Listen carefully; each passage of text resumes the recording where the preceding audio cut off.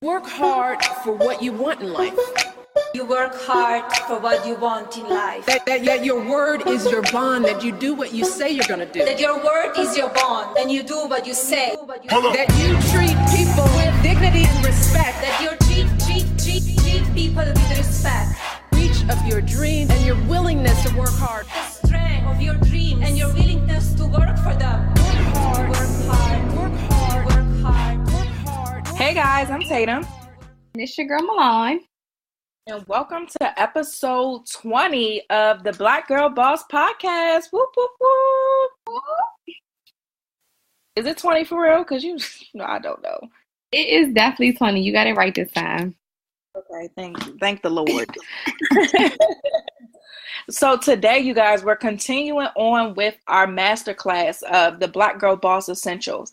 So today we're going to be talking about the entrepreneurial lifestyle, the things that Google just can't teach you. Like, we're all millennials, so we just think that we can Google every single thing and then our life is going to be fine. And so that's not the case. So just like if you go to Google and you put in your symptoms when you have a cold and it tells you you have cancer, Google can be wrong about your entrepreneurial journey as well.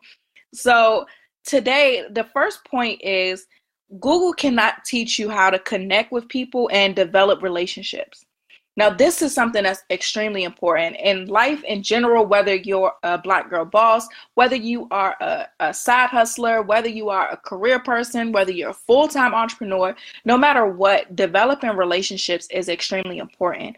And developing meaningful relationships are going to be very integral to your life and your business as well. So I know you all have heard the phrase, it's not about what you know, but it's about who you know.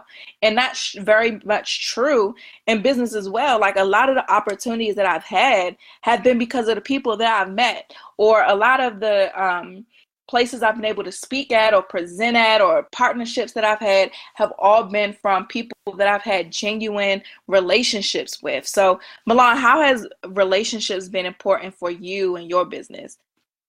Of course, being a publicist, relationships are super important. One, because a lot of those people that you meet when you go to those networking events or just out and about, period, or whatever the case may be, can potentially or eventually turn into a client. You never know, who they are, what they need. So being out there and placing yourself in the world and in different states and in different areas, you run into those persons. And also being as though publicists have to have big media connections and connections, with different people. That's another key factor for us. We have to make those, we have to make those connections. You never know, again, if you're going to run into a blogger or somebody that works at a radio station and y'all connect and kick it off. And then voila, they're like, oh, sure, I'll feature your client, with no hesitation and no, real stress behind it. So that's really vital in the public relations world, is meeting people and making connections, because that's how our press release gets published. That's how our clients get featured. That's kind of how we, run and keep our businesses alive. Yeah, I totally agree. And then building those relationships also is going to help you get more clients. You might be talking to somebody and they'd be like, oh, I know this person, they need a publicist, or I know somebody that knows somebody who's brother, sister, mother, cousin, like whatever. It's this, especially, and I know in our area it's super small, but just the world in general, especially now with social media, is like really small. So building those meaningful relationships is important, and Google won't be able to teach you that. So it's important that you invest in yourself in programs and classes or organizations or whatever to learn how to really develop those relationships. Because I know for our area, in the DC area, it's all about, like, the first question everywhere you go is, so what do you do? And it's such an annoying question to me, because the intentions most of the time behind the people that's asking it is, I want to see who you know to see if I can get close to them. I want to see if you're somebody important. So does that mean I need to be nice to you, or I can really act how I really am with you? Or they want to know, like, well, what can I get from you? It's always a selfish standpoint when meeting people. And I just think that that's whack. You know what I mean? And I don't know. I just personally think that building those genuine relationships is important. Like, I had lunch yesterday with a friend of mine who's a realtor. We're not in the same industry at all, and I'm not trying to buy a house right now, but you know, us building that relationship, you don't know who he's going to become, he don't know who I'm going to become, and eventually we might be able to work together down the line. But building and nurturing that relationship now works, because then I ended up going to lunch today with Cedric, and so the my realtor friend, he has a lot of high profile clients in the area. And so he's always looking for things to do with his different clients. And so I mentioned Cedric to him, and he was like, oh, his business will be perfect for the things I want to do for my clients. So I'm like, cool, I'm meeting up with him tomorrow. I'll tell him about you and I'll put y'all in a group chat. So I did that today. And so now they're a connection.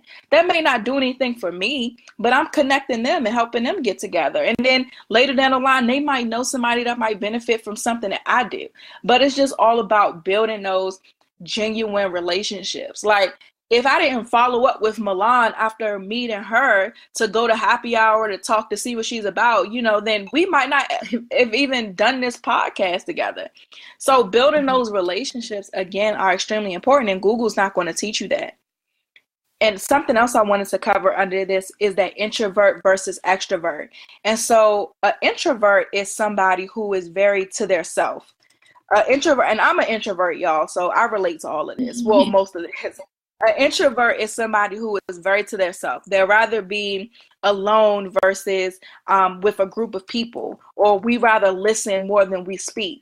Now, extrovert is just thrives off of being around a bunch of people, and they talk more than they listen. Or as an introvert, we like to think before we do things. Extroverts kind of like to think out loud. So there are differences in it too. It's like opposite sides of the spectrum, but we can learn from each other. So I know how to, just as a professional, be extroverted. So if I'm out at an event, I'm not going to be in a corner by myself. I know how to go speak to people and things like that. So I can stay true to who I am as an introvert, but still develop those qualities, or learn how to possess those extroverted qualities so that I can be better in my business. And for extroverts, you guys could learn to chill a little more, you know what I'm saying? Or listen a little more, or develop those qualities of the introverts, and then eventually we'll meet in the middle. But Google don't teach you that. Google will teach you what an introvert and an extrovert is, but it's not going to tell you how you can get to that middle point so that you can build relationships better. So also, the last thing for this point is be genuine. I know I've said this before, but just be genuine in building those relationships. So just be yourself. Don't be that person who wants to put themselves on a pedestal, or who wants to look down on people, or that person who puts themselves down and think they're not good enough for anything. You know what I mean? Those are the things that you have to really invest in working on within yourself, so that you can connect with people and build those relationships that's going to be beneficial for your life and your business. Secondly, Google does not teach you how to execute and apply. Now, you can get on Google and find out step by step, or how to's, or 1, 2, 3s, how to do a lot of things, but it's not going to really teach you how to take that information, make it specific to your business and what you do, and then apply it. That's what's missing with that. So when it comes to this entrepreneurial lifestyle, execution is everything. So I have a little formula I like to teach people, to where if you're consuming an hour's worth of how-tos or content or whatever, then you need to dedicate at least 30 minutes on debunking all of that information and planning how to execute, and then spend at least another 30 minutes executing that information, because you don't want to just go into system overload. Like, I've been like that myself. When I got out of my business coaching program, I had to pause and pump the brakes on learning stuff, because I had spent the last 9 months learning a lot. So I had to kind of process everything that I've learned, and I was executing along the way, but I had to really go back, review some things, make sure I'm applying these strategies to my business and stuff like that. So Milan, have you ever been in a position where you got so much information that you can't even apply it? Yeah, because I think for both of us in the same boat, running more than one business, you're learning constantly, you're consuming information constantly. So it's like, if you don't plan a day where you're just trying to learn a specific thing, you will learn too much. So like, let's say for the cleaning group, and you're trying to look up something like to teach your ladies in your group for marketing strategy, but you don't have a specific marketing strategy. Let's say it's not email marketing, it's not billboard marketing, it's just marketing overall. You're reading all of that, and now you're just like, okay, did I even get what I was looking for? And then you're trying to remember exactly what they touched on about email marketing, but you probably have read so much, you're only focusing on the last thing that you read. So yes, it happens all the time, to the point where I'm like, okay, Lon, what are you focusing on today? What are you reading today? Okay, you're going to read about doing a press release? Okay, well, what about this press release are you reading? Don't just read about how the press release is done and this and the third. What exactly are you searching for? So it's like you have to be very, very tedious if you're going to do that, because you can be overwhelmed with so much. You lose what you were even doing in the first place. No, I totally agree. Like, y'all, as women entrepreneurs and entrepreneurs in general, I think we naturally just are consuming so much information, because somebody might be selling something, you're like, oh, I need that. And somebody else has a freebie and you're like, oh, I need that. And then you just have all this stuff that you don't know what to do with. So definitely revisit our last episode where we talked about time management and being more organized, because that will really help you figure out how you can dedicate time to implement the things that you're learning. So number 3, Google doesn't give you a call to action, meaning Google doesn't give you the why behind what you're doing. So if you don't have a purpose or a reason attached to what you're doing, then you're going to be shooting in the dark. So for example, in my mastermind group, they told me that because of things like the podcast and because I want to teach women how to master life and business, I need to be more open about how I master life and business and my own personal stuff.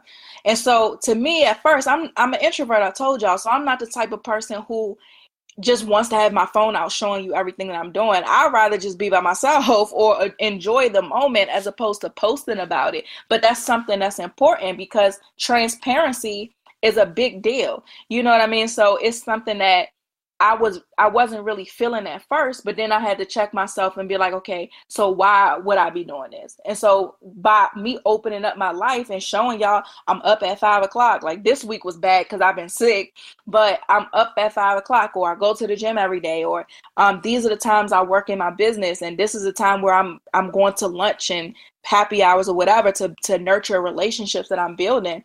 So just by being more transparent, now I'm able to show y'all, like, you know, it is possible to master life and business. It is possible to get to the next level if you work on certain areas in your life. And so I'm doing that again. My purpose is to show you how I do it so that I can build that trust with my target audience and I can build that credibility with them. So the same thing for you. If you just posting all your accolades but don't really have a reason why, then you might be hurting your brain. You might be coming off like, oh, she's just narcissistic. Or if you're the type of person who doesn't post at all, it's kind of like, well, do you not believe in what you're doing? Do you not believe in yourself? So again, Google doesn't teach you how to, Google doesn't give you that why behind what you're doing. So you definitely should figure that out. You should have a why for your business, of course, whether it's to help people or whatever. Yes, have a why for your business, but also have a why for the little things. Why are you doing the things that you're doing? And that might even help you regulate what you should and shouldn't do. So Milan, I know you had a good example when we recorded this the first time. So y'all, we had a technical difficulty and we recorded this episode before. So this is like the second time around because technology being technology. But you had a good example the first time we recorded this about you having to check yourself about the things that you do and the why behind it. Absolutely. And I was gonna say, can you refresh my memory? Because we done been through a lot of stuff today that then got my mind completely zoned out. But, more about your personal life and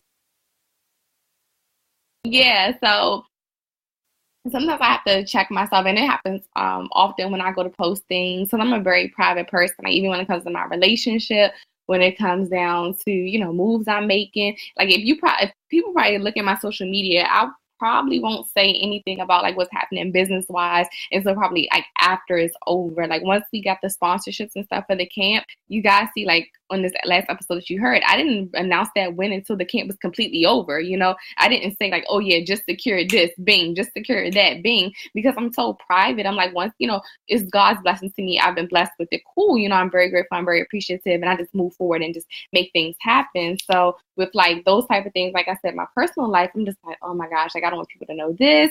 But then it just is that level of transparency that people look for. So they just know that you're just not a business face.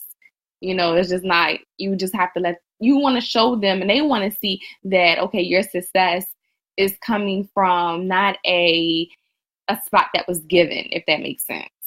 Like it wasn't handed to her like, oh, here is something that you work for. And they see that passion when you open up. I wrote, I'm not sure how many weeks ago, but I actually wrote a really long paragraph on my social media. Let me see how many weeks ago that was, or when it was.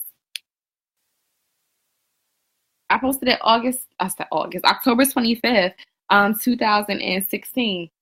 And I just kind of told how I started U Management. I let people know, like, yeah, out of 5 days, I slept 6 hours, you know, this, that, and the third. And I really broke it down. And, you know, a lot of people commented, you know, like they really needed that. And that's that reality check moment. Like, you have to be transparent because somebody else is probably going through something like this. Somebody else, you know, somebody's looking to see how you've done it. So you can't be afraid to let people in and show them what's going on, because this is technically what you wanted. You want to be that publicist. You want to be that, you know, ideal woman empowerment, you know, what is it, maven, or whatever the case may be. If you want to be that, you have to let people in. You got to kind of let them see who Milan is, or who Lon is technically. And in order to do that, homie, you got to step up. You got to be open. You can't be so closed into yourself. So it's a reality check every time I go to post something that may be a little bit more personable. I still have yet to really post, you know, really, really big things like relationship things. It may be like a little spurts here and there, but I just feel like that's something, like for me on a relationship level, that's something that I get to keep for myself. Like, you know, that's mine. That's something that's for me, and everything else about my life is so open. So at least let me have that. Yeah, I agree. But, you know, it's compromise. So you understand that you do have to be more open for the people that follow you. But at the same time, you do keep something for yourself. I think that's a very fair balance. And so a lot of people who listen to us, they are struggling with being able to be more open about their life or being more transparent. But along with your story helping other people, you got to understand, for your business, people aren't going to want to invest in you if they don't know you. Like these days, people are buying into individuals and not necessarily businesses. They want to know you. So if you're not out there and showing who you are and showing like your business and what you're doing on a day-to-day basis and why you do the things that you do and who you are as a person, then that might really hurt your sales and stuff like that. So definitely take that into consideration, you guys. Like, I know it's hard. We just sat here and talked about how it's difficult for us to be more transparent about our personal life, but it's a necessary evil. So number 3, Google does not teach you how to develop skills. So skills can be taught on Google, but they can't be developed. So for example, if you want to be a speaker, you might be able to Google how to craft a speech. You might be able to YouTube great TED Talks or whatever, but it doesn't teach you how to develop that skill for yourself. So you have to invest in programs or organizations like a Toastmasters or something like that so that you can develop that skill. Like, I'm a naturally good speaker, but I have to develop that skills if I'm gonna be up in front of people doing keynotes like I would like to. You know what I mean? So it's not good enough to just be naturally good at something or to learn how to do something. You have to actually develop that skill. And that's important for the entrepreneur lifestyle. You have to develop those skills that you have, because if you want to be a speaker, you need to be the best speaker ever. You know what I mean? If you want to be a publicist, you need to be the best publicist ever. If you want to be a trainer, you need to be the best trainer ever. And so the way that you get there is to develop those skills. So again, before we move on to the takeaways, I'm going to recap. These are some essentials for the entrepreneur lifestyle. These are the things that Google cannot teach you.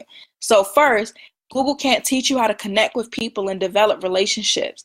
Secondly, it doesn't teach you how to execute and apply what you learn. Third, it doesn't give you a call to action. It doesn't give you that why behind what you're doing. And lastly, it doesn't develop skills for you. It just teaches them to you. So these are some things that we really wanted you guys to take away from today's episode. And to narrow down the point even more, here are the takeaways we did list. 1, invest in your craft. So whether it be investing in a publicist to help get your name out there, whether it be investing in a coach, a business coach to help get you to where you want to go, whether it be investing in organizations like the American Marketing Association to get your marketing skills up to par, or investing in associations like Toastmasters to be able to develop yourself as a speaker. Invest in your craft and become excellent at it. Secondly, be intentional in life and business. So everything that you do, have a reason behind what it is that you're doing it, why it is that you're doing it. So if you, let's say, if you're a speaker and you're posting a bunch of pictures on Instagram or Facebook, why aren't you posting videos of you speaking? What is you posting a selfie? What does that have to do with you getting better or promoting yourself as a speaker? So if you're a speaker, speak and speak a lot. You know what I mean? So just be very intentional about everything that you do. And lastly, build those meaningful connections with people, because you just never know what those relationships can blossom into. There are people that at this point can do nothing for me, but that doesn't mean I'm not going to build a relationship with them. You know what I'm saying? There's people who are millionaires that I know who nurture relationships with me, or allow me to pick their brain, or allow me to tag along with them or work with them on different things. I definitely can't do nothing for them, but they don't look at me as somebody who can't do anything for them. They don't know who I'm going to be. You know what I'm saying? So they're actually allowing me to be around them and build that meaningful relationship. So those are important. And we've seen the opposite. We've seen people to look down on us because we're not where they are, you know what I'm saying? Or we seemingly are important to them. And that, in turn, that's something that we don't forget. People don't forget how you make them feel, especially if it's negative. People really don't forget how you make them feel. So just make sure that you're a genuine person, that you're building those meaningful relationships and things like that.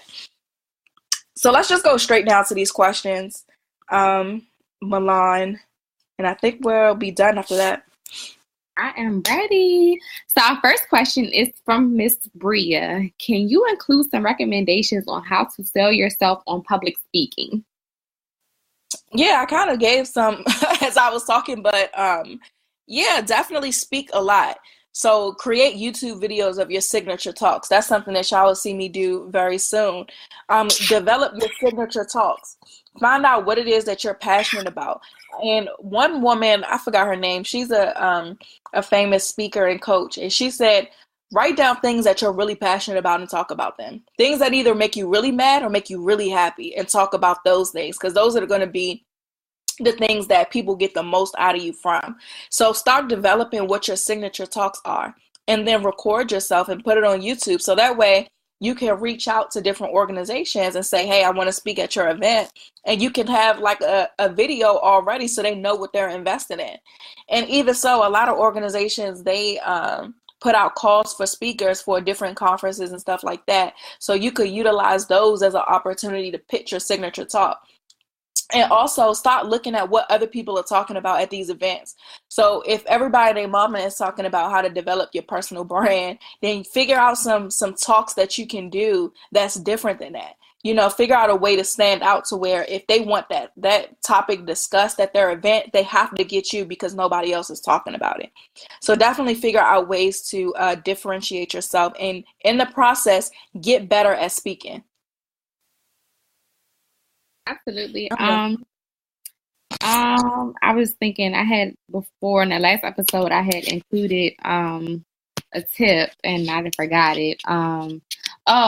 Get on your lives, Periscope Live, Facebook Live, Instagram Live, anybody's live, and bring your speech. Practice it. Let them hear it, because the target, 9 times out of 10, the people that you're targeting are the ones that are following you and that you're following back. So why not, practice that?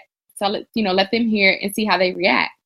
That's another way to sell it. They'll be like, oh, wow, you're really good at speaking, and you never know from somebody just hearing it or listening to it on your live they may be like, oh yeah, I need her to come here, I need her to come there, or I need he or she, whomever, to come, and you just did it by sitting at your house on your bed practicing your speech. I had one of my clients do that, and he presented it at the CIAA tournament in front of the SAC students, athletes. I'll just say athletes, in front of the athletes, and he got a really great feedback from them, but he got a really great feedback from his target audience beforehand. So, his target audience is students and their student athletes. So it kind of ran hand in hand, but either way, the message was delivered and they were receptive to it. So think about that. Our next question comes from Miss Brianna. It says, what books do you recommend? Y'all know Tatum got books to read. I know, but I'm going to just give my 3 holy grail trifecta books. Okay. Think and Grow Rich by Napoleon Hill, How to Win Friends and Influence People by Dale Carnegie, and then The 48 Laws of Power by Robert Greene. Those are like the personal development starter pack of books.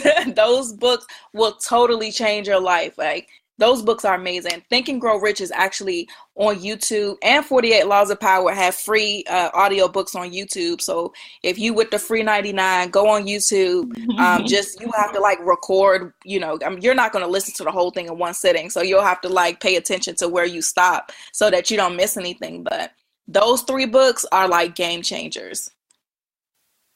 The only 2 that I have, one Tatum introduced me to, is The Power of Habit by Charles D.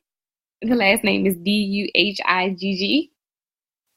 And the other one is Branding in Less Than 1,000 Words by Rob Burns. And that book, I absolutely love it because it teaches you really important aspects of branding, such as psychological real estate, making sure that your business name or your brand's name will be able to be translated into other languages. A lot of people fail to realize that. So like your business can mean what it means here, but means stupid piece of over somewhere else.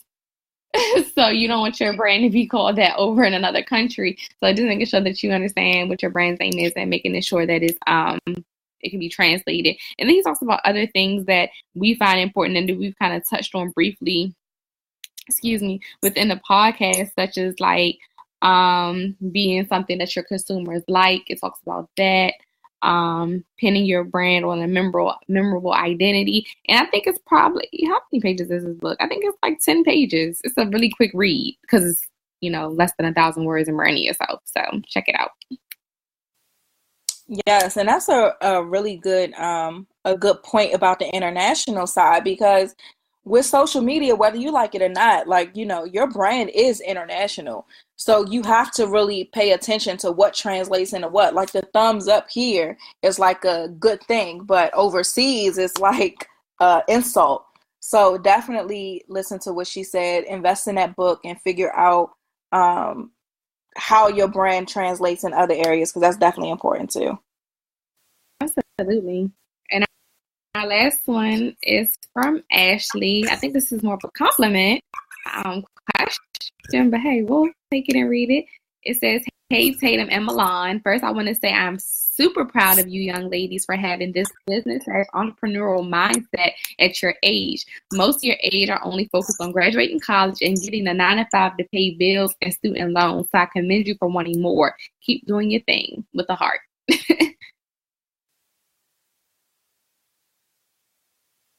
Oh, it wasn't a question attached to that? No, that was it, I think. Oh, wait, no, I lied, guys. Sorry. I got to scroll down. Here it is. Okay, so here's my question. I didn't even see that. It was all the way down. Okay, here's my question. My friend and I own an online boutique, and we've been in business for 6 months. I feel like the mastermind behind everything, and she's just a worker. I say this because she rarely initiates anything. I'm constantly telling her what needs to be done and constantly looking for ways to improve our business. I would like for her to start taking the lead sometimes. How do I have this conversation with her? I don't want to insult her or hurt her feelings because we are friends, but I need her to be my partner and not a worker/employee. Hoocha, girl. Absolutely. I've been in this exact situation It's crazy. And so me and that person are no longer friends. And I think in retrospect, well, first of all, she just wasn't supposed to make it to where I'm going. But in retrospect, just looking at how that situation played out, I waited too long to have the conversation, to where things just escalated and escalated. Not necessarily escalated, but things just built up and built up and built up to where we could have nipped it in the bud and went our separate ways and probably still been friends in the beginning, as opposed to it getting to where it got and now we're not friends anymore. But everything works out the way it's supposed to be, so I'm not tripping on that. But my advice to you, though, because I do believe in at least trying to save friendships, is that you should have that conversation like yesterday. But you have to keep in mind, though, that everybody's not going to catch your vision. So I'm not sure what the pretenses were on y'all working together, but most likely if you're the one that's the mastermind behind everything and she's just doing what you tell her to do, then you're the one that's more passionate about it. And then you have to figure out if that's something that you want to work. Like if she's a good worker and she's getting things done, that might work out, if that's what you want. But it seems like that's not what you want. You want somebody that's going to mastermind with you. And if that's not what you have, then, that's definitely a conversation that you need to have. So you asked how to have the conversation. So what I would do, my method of having difficult conversations is always, you start off, it's the sandwich method. You start off with something nice, you slide in how you really feel in the beginning, and you end with something nice. So I would approach her like, hey, I would invite her to like coffee or something chill, nothing too formal, but something quiet enough to where y'all can actually sit and talk. And I would say, hey girl, I appreciate everything that you do for the business. Like we've been doing so well and I'm just so excited about everything that's to come. But I just wanted to talk to you though, because I just feel like I'm getting really overwhelmed with all of the things that I have going on the business side. Like, I'm masterminding everything, and everything that you're doing is great. But I guess because I just want this to be successful so bad, is really just weighing heavy on me. So I would appreciate it if maybe you would help me out on the mastermind side, or maybe we can divvy up the actual tasks so that we can even out our plate some, because I think that you will have some really awesome ideas that will help me out with accomplishing these goals.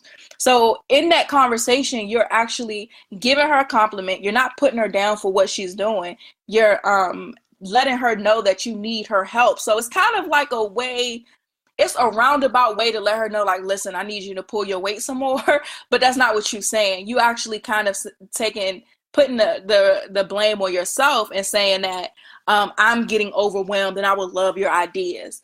So I hope that makes sense. I'm telling you, How to Win Friends and Influence People is the book you need to read, because I told y'all a couple episodes ago, I'm a straight shooter. I don't like to do all that, but I understand that those are that's how you have to have conversations in order to get to some type of resolution, as opposed to somebody getting offended and it blowing up. So that would be my advice for that. Yeah, since Tatum has experience in it, I would definitely say take Tatum's advice.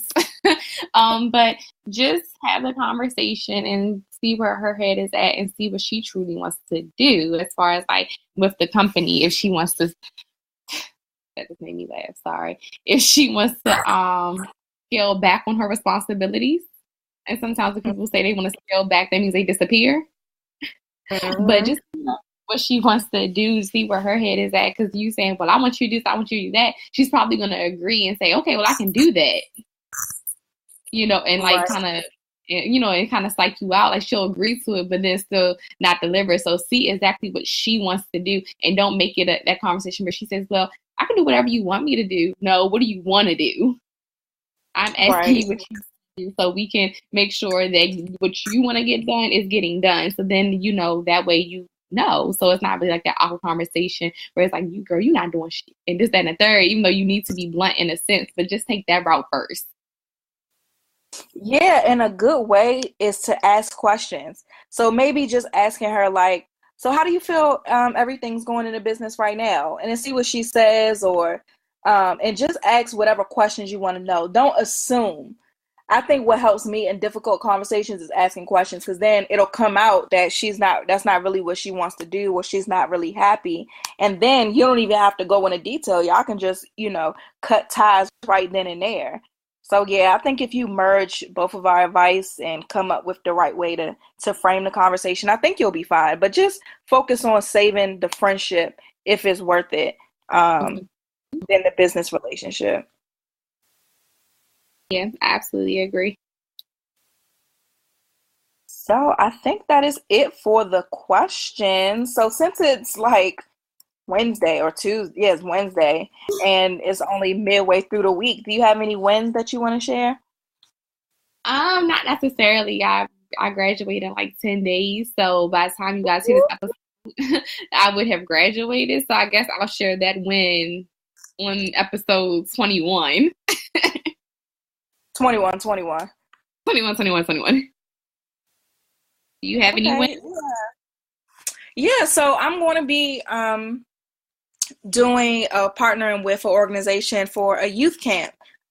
So y'all know I love the youth. That's where my heart is. That's where I started. That's where I'll always continue to do. So just being able to build the Queening Group and work with women, and then still be able to work with the youth as well, which was my goal. I'm extremely excited about that. So it's going to be a little different because it's like a Monday through Friday, 8:30 to 3 type thing. So my boyfriend jokes like, "Oh, you're about to have another job," but it's definitely different. So he could sit down somewhere with that. But yeah, I'm excited about that. So that's definitely a win.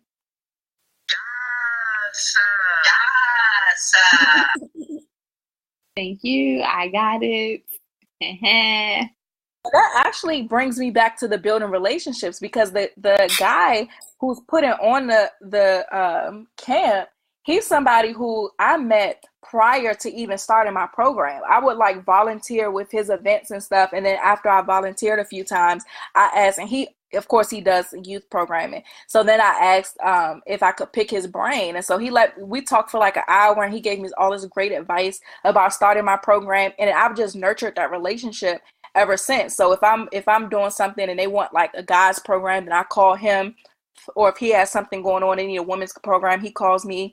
And with this event, he tagged me in it because they're actively looking for people. And so I called him. I was like, well, what's up with this? He was like, you want it? You got it. I said, yeah. So it's easy. I didn't have to interview. I didn't have to go through no strenuous process. It was like, it's yours. You know what I'm saying? And that just came from a relationship that I've been nurturing for some time now. So again, y'all, nurture them relationships, because opportunities can fall in your lap just like that. Absolutely. I definitely agree. But I'm super proud of you for picking up this, not a job, but your passion and doing this. So yes, this self-employment life has been flourishing day after day. And it goes back up to what we were talking about earlier about transparency. And I meant to say this when we were talking about it before we end the episode. Tatum has been putting literally from the time she wakes up to the time she lays down on Insta story, and it's very, very inspirational. So definitely make sure you guys are following her so you can check out her day-to-day journey, because I know it's wake up, gym time, and we either at a meeting, we're driving somewhere, or we're on a computer. So I've definitely been peeping it. Yes, thank you, girl. The struggle been real. I ain't even gonna tell y'all, the struggle has been real, but I'm excited. I'm not going to ask for something and then complain when I get it. So I'm most definitely grateful to be in this position and just excited to grow my business. Yes, get your $1 million soon, sis. But hey, I'm waiting for it. I ain't got all my money yet, but it's coming. It's coming. Be good. Patience is key. Mm-hmm. But yeah, so you guys, this wraps up another episode of the Black Girl Boss Podcast. As usual, if you want to keep up with us, then hit us up on the gram at Black Girl Bosses, or visit us on the web, www.blackgirlbosses.com. And we didn't even say, we're doing a live show in July, y'all. We are. See, that's why the recording didn't work yesterday, because we needed to say this. We just decided on a date today. So, yes, you guys, we're going to be doing a live show. So for y'all that don't know what that is, that means that you're going to get to sit with us in the room while we do exactly what we do in the studio. So we'll extend the podcast, of course. So we'll talk about hot topics. We'll talk about things that's relevant to the Black Girl Boss community. You'll get to ask us questions in person. We'll get to network with you guys, meet you guys, hug you. Thank you for supporting us and all that good stuff. We're going to have so much fun. Like, it's going to be lit. Like, don't think that it's going to be like a little boring seminar. Like, no. We're going to have so much fun. And then for the VIPs, we only have a few VIP tickets. So hop on that ASAP. For the VIPs, you guys are going to get a bunch of stuff from our sponsors. You're going to get a Mastering Life and Business workbook from me. And you're going to have a private Q&A session with me and Milan without everybody else that's at the show. So definitely hop on them tickets ASAP. Look, visit the link in our Instagram bio at Black Girl Bosses for the tickets. I'm trying to convince Hayden to let me give y'all some wine, but no liability. No. Yeah, so this wraps up the show, you guys. Thank you so much for listening. See ya.